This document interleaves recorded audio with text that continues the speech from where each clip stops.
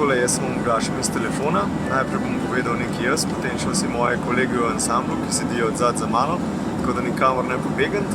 Drugače pa ja, mi smo danes še zadnji dan na naši kanadski turneji 2018.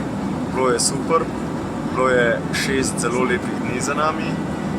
Vsakič znova, kadar srečam te ljudi, te Slovence, ki živijo v Kanadi, pa tudi druge, me impresionira njihova pripadnost domu, njihovo gostoljubje. Hvala vam vsem, ki ste nas gostili, vsem, ki smo se srečali.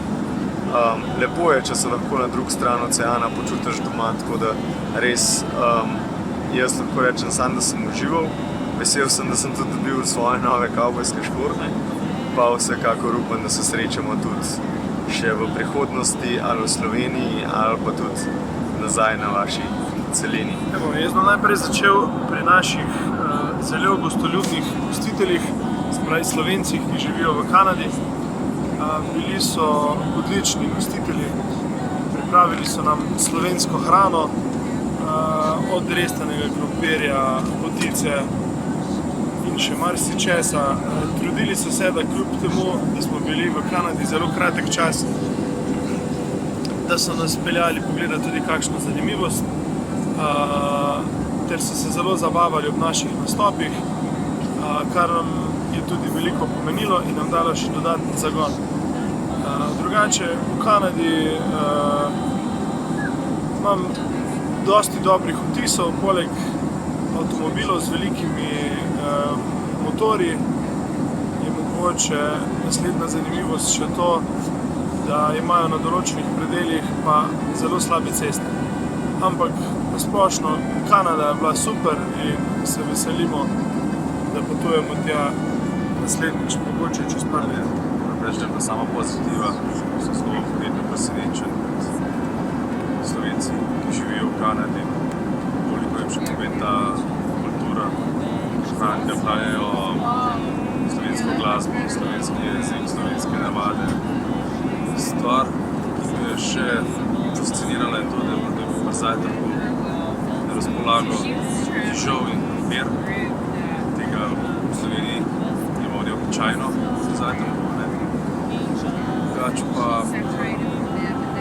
zanimiva dežela, zelo zanimiva dežela. Letos je pa Kanada dosti lažja, ker že marsikoga poznamo, ker smo bili tam že pred 4 leti, ker so bili pred nas lani mladi glas, tako da v bistvu smo se še zelo povezali, več ljudi smo poznali in bolj smo že bili prijatelji tudi s tem. Tako da vsem hvala za to podporo, za to pomoč. Sama Kanada se ni veliko spremenila, smo pa opazili, da še kar Slovenci se preseljujejo v Kanado. Novi Slovenci še vedno hodijo, to aktualna tema za njih in je mrz dobil turist od teh Slovencev, ki smo jih v Kanadi srečali, tako da še naprej ostaja zanimiv. Drugače pa teh 6 dni je sicer kratkih, ampak kar ste lahko videli v slikah, pa v filmu, sem je super in če boste še kdaj, upam, da boste za dalj časa.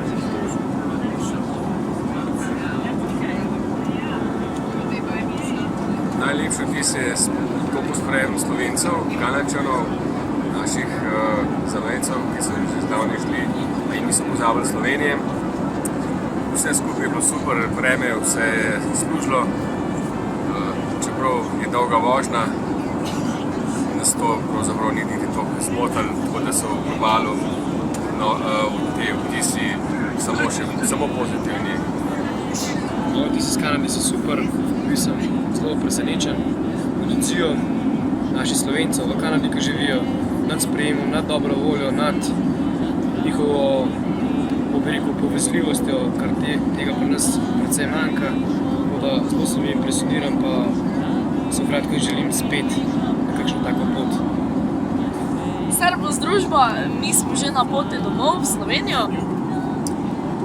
Glede na to, da sem bila prvič v Kanadi, moram priznati, da nisem pričakovala, da je to taki boom, res zelo dobra pogostitev, lepa mesta, shopping, super, kaj še bi rekla, rada bi se še spet vrnila, ker je res to enkratno doživetje, mislim, to res je, to ti v življenju ostane spomin taki. Tako da fajn Zraven smo se imeli, no, sicer je hitro minilo, ampak kratko pa sladko.